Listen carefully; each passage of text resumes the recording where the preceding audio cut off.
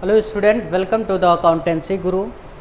तो आज का टॉपिक हम लोग फिर स्टार्ट करते हैं। Hello student, welcome to the accountancy guru. तो आज का नया वीडियो हम इसलिए लेकर आए हैं ताकि बीकॉम एंट्रेंस एग्ज़ाम का जो इकोनॉमिक्स चल रहा था, इकोनॉमिक्स लेक्चर नंबर 1 और 2, lecture number 1 and 2 already upload हो चुका है और ये जो है लेक्चर नंबर 3 यहाँ पर हम लोग देखेंगे। तो आप लोगों को बता दें, आप लोगों अगर इस वीडियो को आप लोग केवल देख रहे हैं तो लेक्चर नंबर 1 और 2 जाकर प्लेलिस्ट में आप लोगों को आराम से मिल जाएगा, उसमें कोई दिक्कत नहीं होगा। लेक्चर 1 और 2 ज़रूर देखें। और उसके बाद आप लोगों को अकाउंटेंसी बता दें, अकाउंटेंसी जो है लेक्चर नंबर 6 तक अपलोड हुआ है, 1 2 3 4 5 6, और 6 लेक्चर में सारा एंट्रेंस एग्ज़ाम का हम अकाउंट में जितना BHU, AMU, DDU में आता है सारा टॉपिक कवर कर दिए हैं। उसे भी जाकर ज़रूर देखें, प्लेलिस्ट में मिल जाएगा।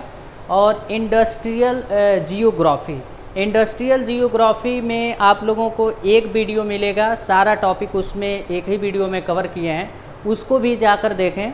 तो यहाँ पे आप लोगों के लिए काफ़ी ज़्यादा हेल्पफुल हो जाएगा नंबर गेन करने के लिए। और जो भी चीज़ें हम टॉपिक कवर करते हैं, मेरा वीडियो इसलिए नंबर ऑफ़ वीडियोस कम हो रहा है क्योंकि वही चीज़ें हम बता रहे हैं जो इम्पॉर्टेंट है आप लोगों के एंट्रेंस बीकॉम एंट्रेंस एग्जामिनेशन के पॉइंट ऑफ व्यू। जो इम्पॉर्टेंट है वही चीज़ें बता रहे हैं और जो आउट ऑफ सिलेबस है वो चीज़ें नहीं बता रहे हैं। और इसमें जो भी हम बहुत मतलब शॉर्ट ट्रिक्स के बेसिस पे बता रहे हैं ताकि आप लोग याद कर लें और उस बेसिस पे आप लोग एग्ज़ाम दे सकें। आप लोग नए चैनल पे आए तो सब्सक्राइब करें और ज़्यादा से ज़्यादा दोस्तों के पास शेयर करें। तो आज का वीडियो हम लोग स्टार्ट करते हैं। तो हम लोग कल पढ़े थे कार्डिनल अप्रोच, तो इससे पहले वाले वीडियो में हम कार्डिनल अप्रोच पढ़े थे। तो अब आज हम लोग कवर करेंगे ऑर्डिनल अप्रोच, ऑर्डिनल अप्रोच या तो ऑर्डिनल यूटिलिटी, ठीक है। तो यहाँ पर ये चीज़ें हम लोग पढ़ेंगे, इसके बाद कंज्यूमर इक्विलिब्रियम पढ़ेंगे। तो हम लोग स्टार्ट करते हैं। इसे आप लोग बोल सकते हैं ऑर्डिनल यूटिलिटी या तो ऑर्डिनल अप्रोच। तो ऑर्डिनल अप्रोच आप लोग जानते हैं, ऑर्डिनल अप्रोच उसे बोला जाता है जब कभी भी हम लोग किसी भी गुड्स को कंज्यूम करते हैं तो उस गुड्स के अंदर एक ऐसी पावर होती है जो हमारे वांट को क्या कर देती है, सेटिस्फाइड कर देती है।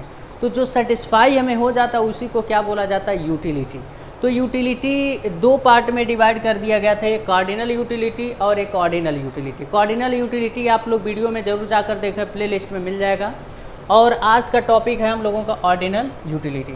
तो आप लोग जानते हैं एलन एंड हिस्क, एलन एंड हिस्क ने ये बताए थे ऑर्डिनल अप्रोच के थ्रू, ठीक है, ऑर्डिनल अप्रोच के थ्रू ये बताए थे कभी भी हम लोग यूटिलिटी को न्यूमेरिकली में हम लोग शो नहीं कर सकते हैं। किस में शो करते हैं, हम इसे रैंक दे सकते हैं। जो भी हमें यूटिलिटी मिलती है किसी भी गुड्स को कंज्यूम करने से, उस गुड्स के अंदर जो भी पावर होती है उस पावर से हमें जो सेटिस्फेक्शन मिलता है उसी को यूटिलिटी कहा जाता है। और उस सेटिस्फेक्शन को हम लोग न्यूमेरिकली मेज़र नहीं कर सकते हैं, इसको हम लोग क्या करते हैं, एक रैंक दे सकते हैं। ये कौन कहे थे, एलन एंड हिस्क ने कहे थे। ये चीज़ें याद रखिए, एक नंबर में पूछ सकता है कि रैंक हम लोग ऑर्डिनल यूटिलिटी को हम लोग रैंक में रिप्रेजेंट कर सकते हैं, ये कौन कहा था। तो आप लोग याद रखिएगा, हिस्क एंड एलन ने, ठीक है। तो अब यहाँ पर ये चीज़ें हम लोग समझते हैं। लिखा है It states that the satisfaction which consumer derive from the consumption of product or service cannot be measured in numerically. इससे न्यूमेरिकली मेजर नहीं कर सकते हैं। The ordinal utility approach of Hisk and Allen can be called indifference curve. It show only in rank. यानी ये जो ordinal approach होता है इस यूटिलिटी को हम लोग क्या करते हैं, रैंक में शो करते हैं। और उसके बाद जो हम लोगों का ऑर्डिनल यूटिलिटी होता है, ऑर्डिनल अप्रोच होता है, उसको हम लोग इंडिफरेंस कर्व भी बोल सकते हैं, ठीक है। इंडिफरेंस कर्व कौन कहे थे, एलन एंड हिस्क। तो इंडिफरेंस कर्व होता क्या है, ये चीज़ें आप लोगों को बता दें। इंडिफरेंस कर्व का मतलब ये हो गया, दो कमोडिटी को हम लोग कंज्यूम करते हैं और दोनों कमोडिटी को कंज्यूम करने से जिस लेवल पर सेम सेटिस्फेक्शन मिल जाए, जिस पॉइंट पर सेम सेटिस्फेक्शन मिल जाए, उसको जो मेज़र करता है उसी को क्या बोला जाता है? इंडिफरेंस कर्व बोला जाता है। इंडिफरेंस कर्व किसे कहा जाता है? किसी भी दो कमोडिटी को हम लोग कंज्यूम करते हैं और दोनों कमोडिटी को कंज्यूम करने से जिस पॉइंट पे हमें सेम सेटिस्फेक्शन मिल जाए उसी को क्या बोला जाता है? Indifference curve. उसी मेजर को इंडिफरेंस कर्व बोला जाता है। तो यहाँ पे देख लीजिए, and indifference curve is a graph show combination of two commodity that given consumer equal satisfaction.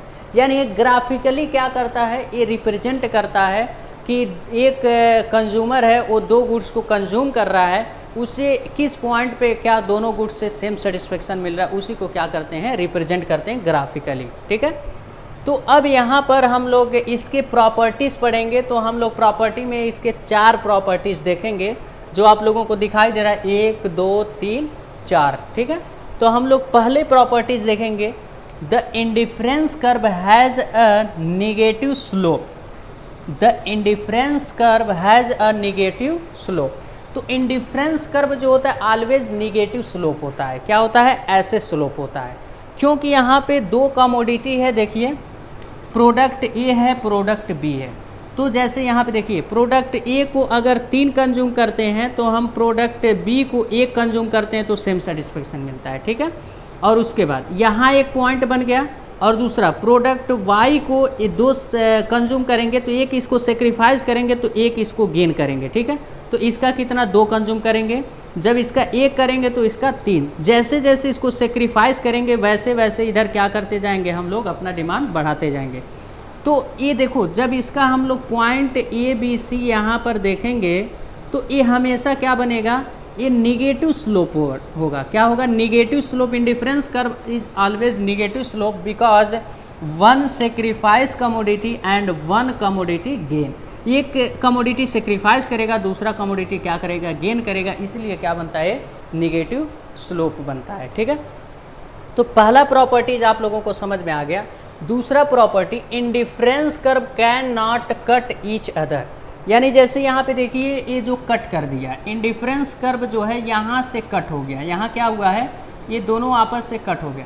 But indifference curve कभी भी आपस में कट नहीं करते हैं। रीजन ये है कि इंडिफरेंस कर्व दो कमोडिटी के किस पॉइंट पर सेम सेटिस्फेक्शन मिलता है उसको अलग अलग रिप्रेजेंट किया जाता है। ठीक है, इसीलिए कट नहीं करता है। ये आप लोग देखिएगा, इसलिए नहीं कट करता है क्योंकि दो कमोडिटी के कम्बिनेशन को हम लोग शो करते हैं, सेम सेटिस्फेक्शन को अलग अलग हम पॉइंट दिखाते हैं, इसीलिए कट नहीं करता है।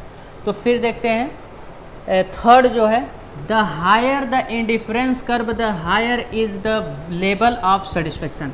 जितना हायर इंडिफरेंस कर्व होगा उतना ही हायर लेवल आपका क्या होगा? सेटिस्फेक्शन होगा। जैसे अगर यहाँ पे आप गुड्स को कंजप्शन करेंगे और यहाँ पे करेंगे, इससे ज़्यादा सेटिस्फेक्शन यहाँ मिलेगा, और यहाँ पे कंज्यूम करेंगे तो इससे ज़्यादा यहाँ पे मिलेगा। जैसे जैसे आप अपना यूनिट बढ़ाते जाएंगे वैसे वैसे आपका क्या होगा? कंजप्शन सेटिस्फेक्शन हायर होता जाएगा। जैसे हम 5 यूनिट खाते थे, 6 यूनिट खाएंगे तो क्या होगा? हमें सेटिस्फेक्शन ज़्यादा मिलेगा। ठीक है, तो जितना ज़्यादा ये देखो, ये इंडिफरेंस कर्व जितना राइट साइड जाता रहेगा, जितना ये राइट साइड जाता रहेगा उतना ही क्या होता जाएगा? हमें हायर सेटिस्फेक्शन मिलता जाएगा।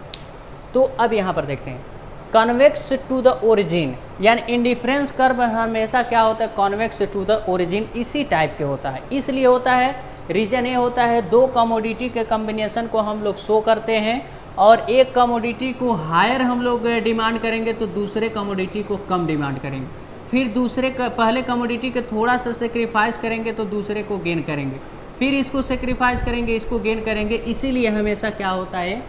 कॉन्वेक्स टू द ओरिजिन होता है। तो ये हम लोगों का इंडिफरेंस कर्व जितनी टॉपिक था हम सारा कवर कर दिए।